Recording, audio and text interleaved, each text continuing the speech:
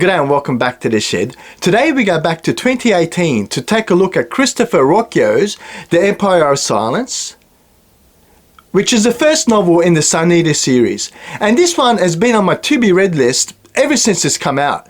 And today I want to break this down a bit to uncover whether or not this one is just a mishmash of ideas or something truly unique. So what I would like to do is provide a spoiler-free plot overview. I'll talk to what I liked and what I didn't like. I'll make some recommendations based on similar novels that we've read or covered to date on the board, with a couple of surprises in there as well. And we'll put this one not to the memory test, given that it's the first time I've ever read it, nor can I rank it on our Hugo and Sci-fi Shed ladder, but I got a feeling that as a series, this one as a whole might have some potential when it comes to the Hugo and Nebula award-winning novels, but I will rate this one out of 5. So the novel is written in a first-person framing narrative, and by that I mean right from the onset we learn that Adrian is known as the Sun Eater. He somehow appears to have destroyed a star and extinguished a whole race of aliens with it. And what we learn is in his telling of his story is that Adrian was a Palatine in this House Marlowe of Delos, and he was a wealthy individual, as was his family, very wealthy. And what we learn is that Adrian is starting to fall out of favour with his father, who seems to be this ruthless and cold-hearted individual who has no interest other than his empire. But we also learned that Hadrian doesn't really want to, follow his father's footsteps, but he's also very resentful of his younger brother, who his father's taken liking to as the heir apparent. So Hadrian and his dad are definitely not getting on, and they're having all sorts of fights. And Adrian's dad decides that the only way to solve this problem is to send Adrian away to become a priest in this chantry, this church of an old earth, in this distant future. It must be something like hundreds of thousands of years into the future. Earth is being worshipped by this chantry church as a god. But Adrian has other ideas. He has no interest because these chantry priests are also torturers in many ways, which we'll come back to when I talk about some of the things that I liked and I disliked. So he doesn't want any part of this. And he, with the help of his mother and one of his mentors, have this escape plan which are put into fruition. Things don't quite go to plan, and we find that Adrian finds himself on this remote world on the edge of the empire, completely alone and homeless. And he goes through this journey of transformation from a rather sheltered Palatine lord to someone who paves his own way and paves his own future. So what is there to like in this really interesting novel in The Empire of Silence? So the question really is this just a mishmash of ideas or something really unique? So let me maybe talk to some of the things that I liked and I didn't like to see if I can shed some light and maybe get me off the fence, because truly I'm still sitting on the fence on this one. So when it comes to the world building, I did enjoy the world building this one. We have this far distant future where technology is really advanced, right? We can travel between stars, but it's also restricted and prohibited. Unlike what we find in Dune, right? Where computers are not used and we can travel between stars with the use of the spice and as navigators that they had in Dune. Similar kind of concepts here, right? Where very advanced civilizations, but we sort of shy away from technology, and technology is maintained and restricted and held onto by this church of the chantry here. So again, I really enjoyed the world building though. I thought it was interesting, but I couldn't really see something new in it. I would have to say that I also liked the religion of this old earth being worshipped. I thought the priesthood and the priests that we had in this chantry was rather interesting as well. But my mind automatically went back to Dune with the Church of the Shrike. I had imageries of that coming to my mind as I was reading this, and also of Gene Wolfe's The Book of the New Sun. So it was rather interesting. I enjoyed the concept. But again, I'd have to say it wasn't unique. Not that I haven't read in the past, but I still thought it was nicely done, and I really did enjoy those religious themes in the novel, and this, dark, sort of mysterious church organization that held on to power, and also assassins and torturers in many ways as well. Again, nothing new, but I still did thoroughly enjoy the concept and the blending of this Dune and this what we see in Gene Wolfe's The Book of New Sun and Dan Simmons' Hyperion sort of meshed together that made it rather interesting as well. The other thing I did enjoy were the aliens themselves. These Seosin, I think that's how you may pronounce it.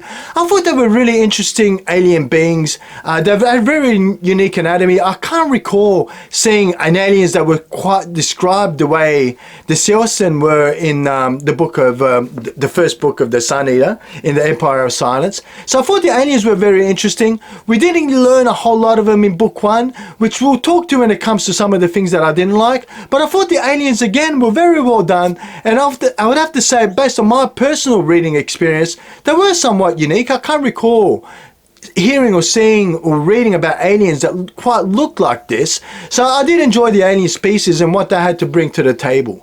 The other thing I did enjoy, and this book had me engaged from cover to cover, right? It's what is it? It's a 600 odd page novel.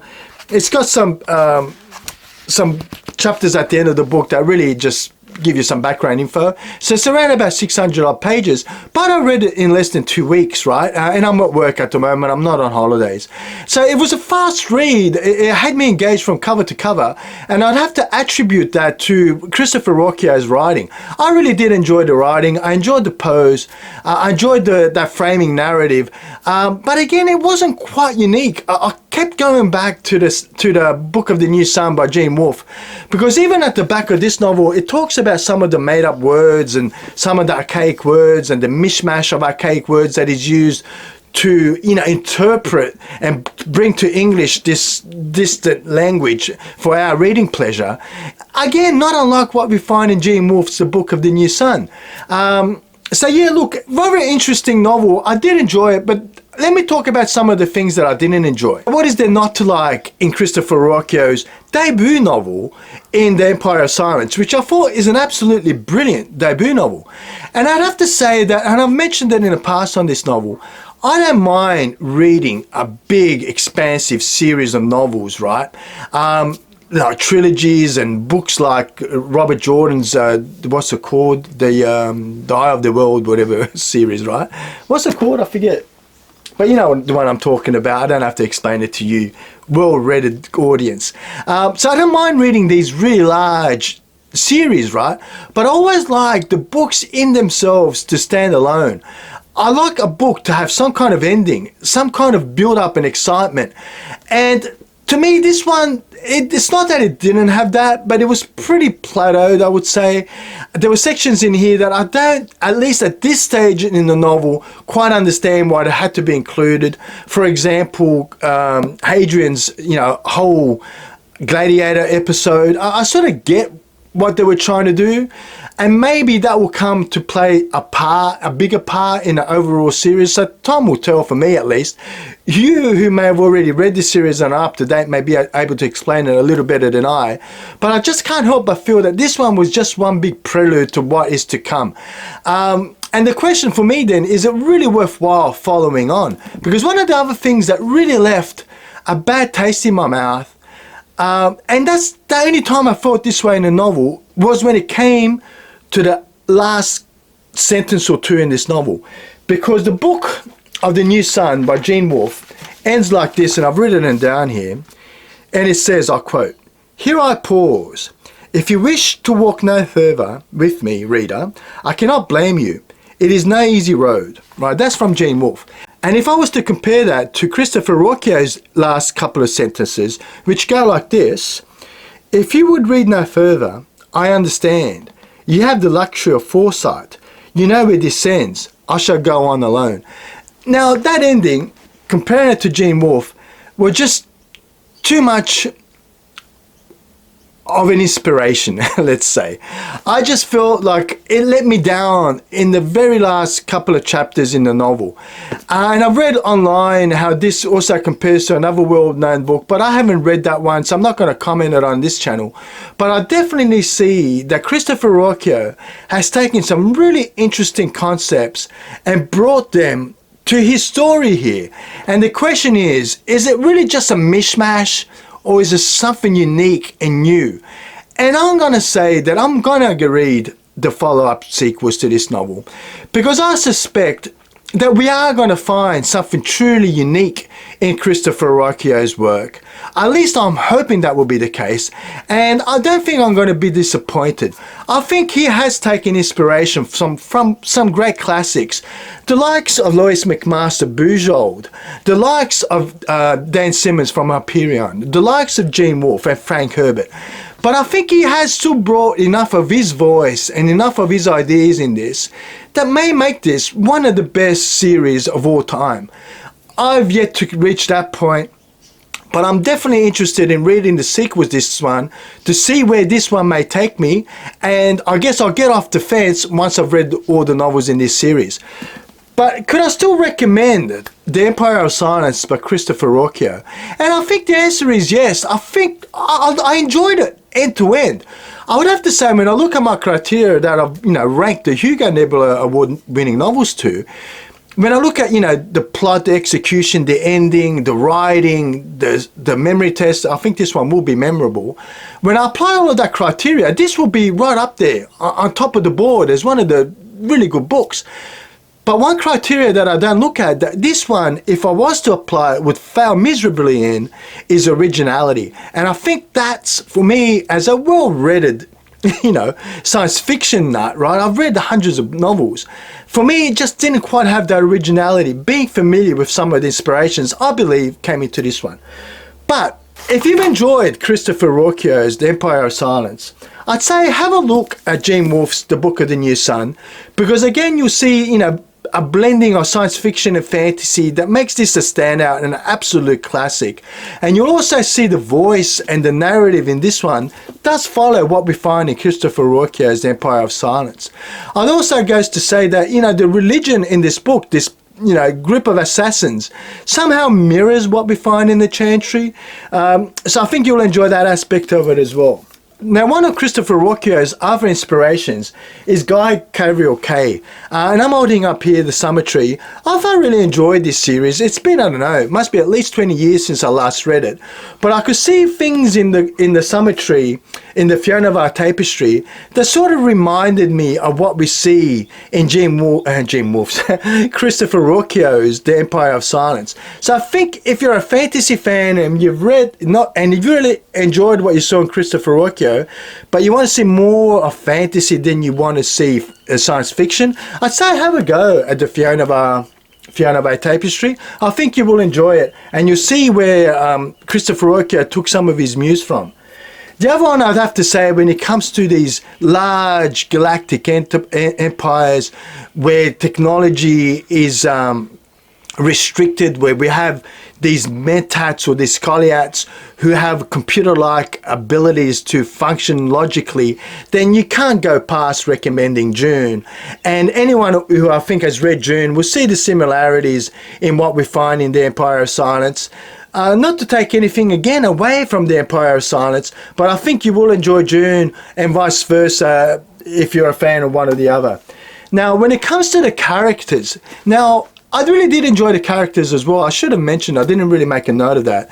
But I think Christopher Ruocchio really did a wonderful job of his character build-ups. And sometimes when I looked at the things that were happening in Hadrian's world, I couldn't help but putting them to Miles of Costigan. And I know again that I've seen cited online that Christopher Ruocchio drew inspiration from Lois McMaster Bujold, and I kept going back to the War Games because these characters are just what makes Lois McMaster Bujold one of the great science fiction and Hugo award-winning novelists. So I think if you've enjoyed the War Games, I think you're going to enjoy Christopher Ruocchio's The Empire of Silence and vice versa. Look, out of 5 on Goodreads, this was a really difficult one to rank, because as I was reading through it, I thought this has got to be a 4, right? This has got to be 4 out of 5. But then as I started thinking, and I started recalling all these novels that I've read over the years, I ended up giving this one a 3 out of 5. And I want to stress, it's not because I didn't enjoy the novel. I enjoyed it from page to page, from cover to cover, I should say.